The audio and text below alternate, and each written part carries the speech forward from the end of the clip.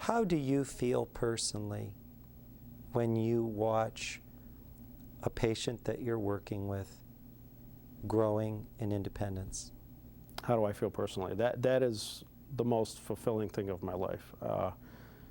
You know, like even today before I came here, I was just finishing up crossing every T and dotting every I for a guy who, through a discrimination that we could not win, lost his home.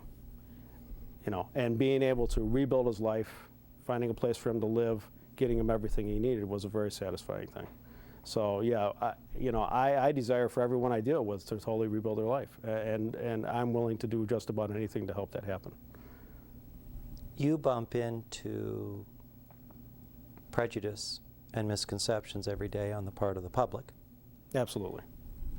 What are 3 things that you'd say, hey, look, I've been there, I've done this, I've lived this, I've helped people, I'm disabled myself, or at least defined in some ways under the law that way, even though you don't think of yourself as disabled. Right. Think of yourself as abled. What are 3 things that you'd say, I'm going to strike down 3 misconceptions while I'm on this show today? What would be the 3 things that you'd say, okay, let me describe what really is in this, but society thinks this? Oh, the number one thing, I don't know if I can think of 3, but there's one really important one. That if you have the will, there's a way. You have to think that way. You have to think that way. I know in my job, I never think there's no way to do this. I always tell people it will work out in some way, and it always does. You can't look at life as there may not be a solution, because as soon as you do that, then there probably won't be. That's my experience. You have to look at life as I will reach a goal. I will reach a destination that's positive for my life. It may not be the very first thing that you thought of, but that's the way you have to look at life. Whether you're the person working for the person in the institution or whether you're the person in the institution, you have to look at life as I will reach a certain level of success in my life. I will reach a certain goal in my life that will take me beyond the barrier that I'm behind now.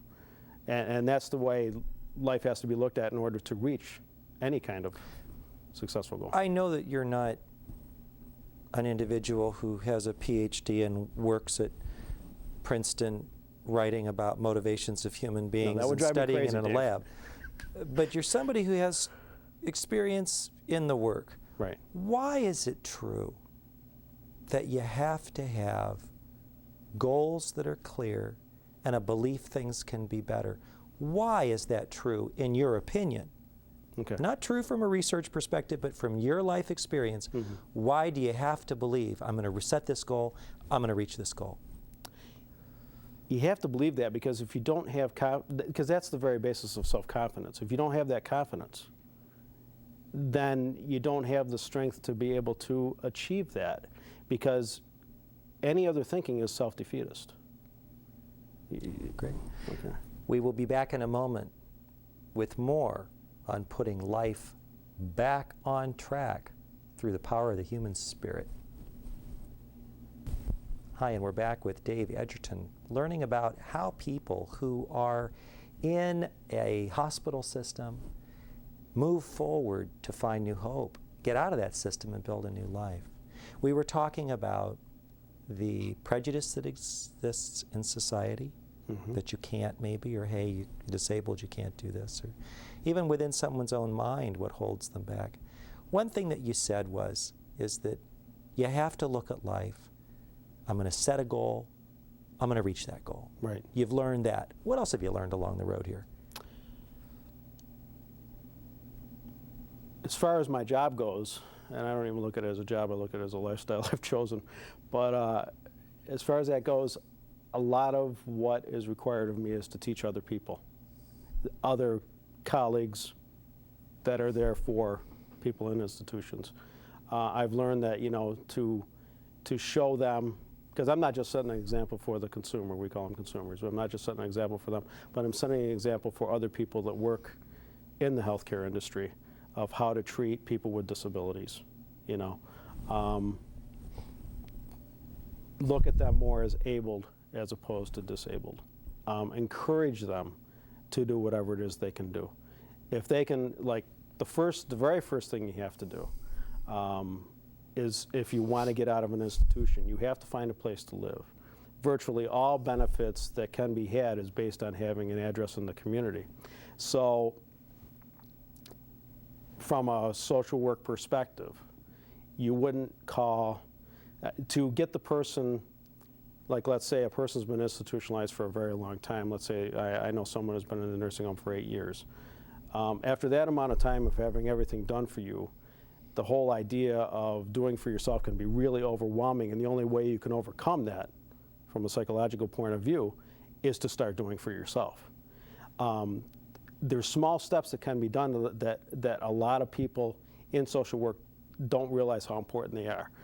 One of the things I do is I make up my own apartment listing.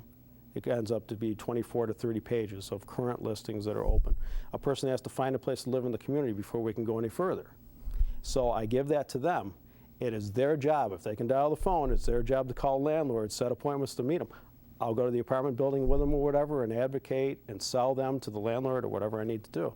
But that small step starts that person on that road to independence. Interesting point you bring up, which is that when it comes to access to buildings by disabled persons, right, all buildings are not created equal. That's true.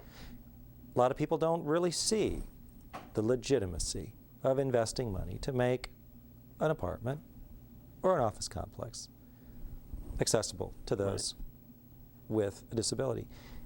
Teach us, why is that so important? Because you've seen it. Yeah, well, that's something that New York State has started working on through monies, through an Access to Home program. It's called Access to Home. That's something that I've been running at our agency until we just recently ran out of funding and we're waiting for more.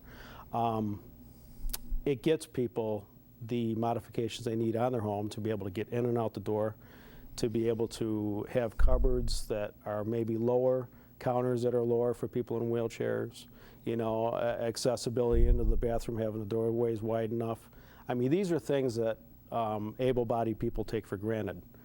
But when you're in a 36-inch wide wheelchair and you're going through a 32-inch door, it doesn't work. So these are considerations that have to be made, and there is a push now through the universities, well, the local one, their access department, I heard them talking one day about how important it would be for every building to be built accessible, even houses, so that there is no having to push them off into a nursing home when they're older. They can stay at home with home care because the home is now accessible just as a nursing home or a hospital would be. Are there any funds available that you're aware of that would help a landlord or a building owner pay for some of the disabled modifications? No, unfortunately, there is nothing for landlords or building owners. They call me all the time, and there's nothing. You have to be disabled to qualify for any help. I wish there was, because most disabled people live in apartments. So it would be nice if apartment buildings were able to get funding to be able to modify their buildings so that, you know, they were all disabled accessible. Based on the history that you have with patients coming out of hospital systems, what is their toughest challenge?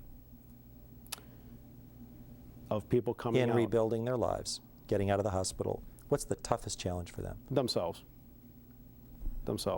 Being able to overcome the mental barriers that they have as far as being able to live life again. And that's one of the things I always ask them. You know, I have to work hard to develop people's trust in me because they have to tell me their fears. I can't fight fears I don't know about. So, you know, that's the hardest thing to overcome is fear. When you've, like I said before, when you had everything done for yourself, developing that thinking that I am able to do all that for myself again, that's a barrier. That becomes a mental barrier, just as real as a physical barrier in your mind. That's something that has to be overcome, and I think that's the biggest thing I've seen. The biggest successes I've had were people that were as determined as they could possibly be, that they're going to get out, they're going to make something of themselves. For more Medical Matters television shows, go online to medicalmatters.tv.